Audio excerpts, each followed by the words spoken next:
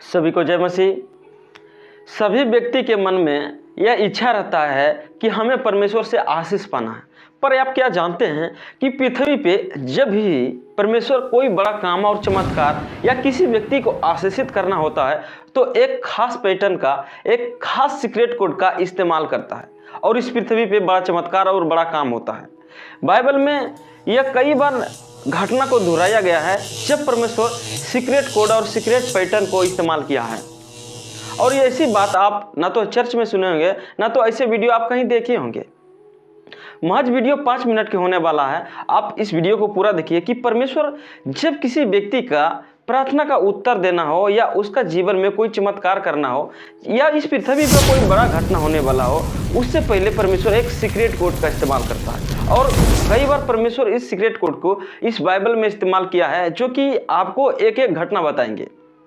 तो बने रहिए पूरे वीडियो में कि परमेश्वर का आखिर सीक्रेट कोड क्या है जिससे बहुत बड़ा चमत्कार और बहुत बड़ा घटना का अंजाम दिया जाता है इस पृथ्वी पे।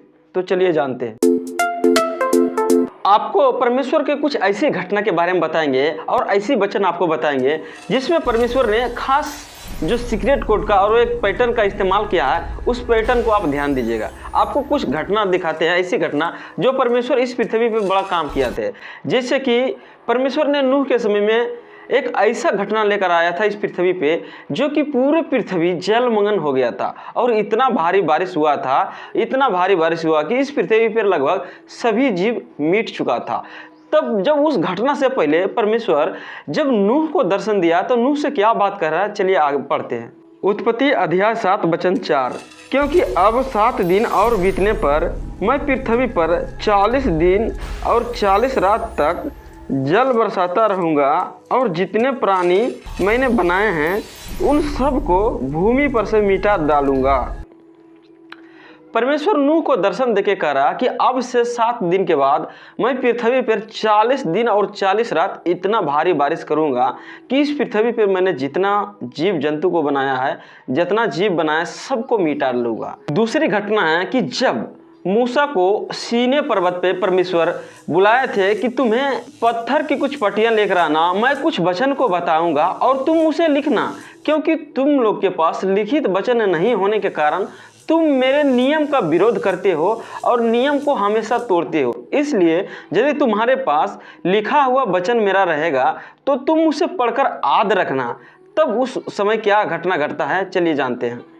जैसे कि निर्गमन अध्याय 34 वचन 28 में लिखा है, मूसा वहाँ यहोवा के संग 40 दिन और रात रहा और तब तक ना तो उसने रोटी खाई और ना पानी पिया, और उसने उन तख्तियों पर वाचा का वचन अर्थात 10 आज्ञा लिख दी।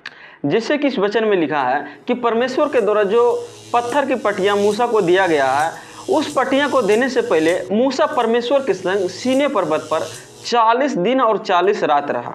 आप इस बात को नोटिस करिए कि जब नूह के समय परमेश्वर ने नूह से कहा कि मैं इस पृथ्वी पे 40 दिन रात भारी बारिश करूंगा, और ऐसा किया।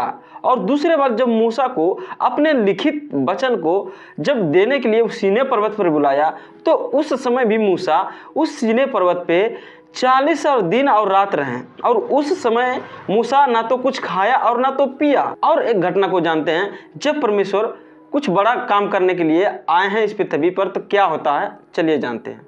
और तीसरी घटना यह है कि जब यीशु मसीह इस पृथ्वी पे आए थे उसके बाद और जब परमेश्वर के राज निकट आया तब यूहन्ना से बपतिस्मा लेने अर्दन नदी के पास गया और यूहन्ना से बपतिस्मा लिया। उसके बाद क्या होता है, चलिए पढ़ते हैं। लूका अध्याय 4 वचन 1 से। फिर यीशु पवित्र आत्मा से भरा हुआ अर्दन से लौटा और 40 दिन तक आत्मा के सिखाने से जंगल में फिरता रहा और शैतान उसकी परीक्षा करता रहा। उन दिनों में उसने कुछ नहीं खाया और जब तक वह दिन पूरे हो गए तो उसे भूख लगी। जैसे कि इस वचन में लिखा है कि प्रभु यीशु मसीह जब यूहन्ना से बपतिस्मा लिया उसके बाद उसे पवित्र आत्मा जंगल ले गया और वहाँ 40 दिन और 40 रात रहे और उस समय कुछ नहीं खाए। ठीक उसी प्रकार से जब परमेश्वर नूह के समय जब जलमग्न करने वाला था तो नूह को बताया कि 40 दिन रात मैं भारी बारिश करूंगा। और मूसा के भी समय जब मूसा को लिखा हुआ अपने वचन देने के लिए उसे सीने पर्वत पर बुलाया, तो उस समय मूसा भी 40 दिन और 40 रात परमेश्वर के संग रहे और उस समय कुछ नहीं खाए थे। और प्रभु यीशु मसीह भी इस समय जब यूहन्ना से बपतिस्मा लिया तो जंगल में 40 दिन और 40 रात रहे और उस समय प्रभु यीशु मसीह भी कुछ नहीं खाएं। और एक घटना आपको बताते हैं कि आखिर क्या होता है, उसके बाद बताएंगे कि यह सीक्रेट कोड जो 40 दिन का है आखिर कैसे काम करता है और किस प्रकार से परमेश्वर इसे इस्तेमाल करता है। चलिए जानते हैं। चौथी घटना यह है कि जब इस मसीह इस पूरे पृथ्वी पे सभी मानव का पाप लेकर अपना प्राण क्रूस पे दिए, उसके तीसरे दिन जी उठने के बाद प्रभु यीशु मसीह इस पूरे पृथ्वी पे अपने चेलों को 40 दिन और 40 रात तक दिखाई देते रहे और उसे अपना राज का सुसमाचार सुनाते रहे और उसे विश्वास दिलाते रहे कि मैं जीवित हूँ। जैसे कि लिखा है प्रेरितों के काम अध्याय 1 वचन 3 में, उसने दुख उठाने के बाद बहुत से पक्के प्रमाणों से अपने आप को उन्हें जीवित दिखाया और 40 दिन तक वह उन्हें दिखाई देते रहा और परमेश्वर के राज की बातों को बताते रहा। यानी कि जिस प्रकार से परमेश्वर जब भी इस पृथ्वी पे बड़ा काम किया है तो 40 दिन और 40 रात का पैटर्न जो है बार बार दोहराया है। नूह से लेकर मूसा से लेकर यीशु मसीह के बपतिस्मा लेने और इस मसीह के इस पृथ्वी पे मृत्यु होने के जीवित होने के बाद तक स्वर्ग जाने तक 40 दिन रहे। आखिर वह 40 दिन का पैटर्न क्या है?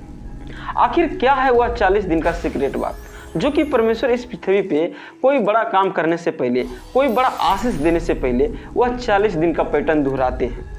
आखिर क्या है उस खास 40 दिन में जो कि इस पृथ्वी पे बार बार इस बाइबल में उस बड़े बड़े घटना में इस 40 दिन और रात का जिक्र है?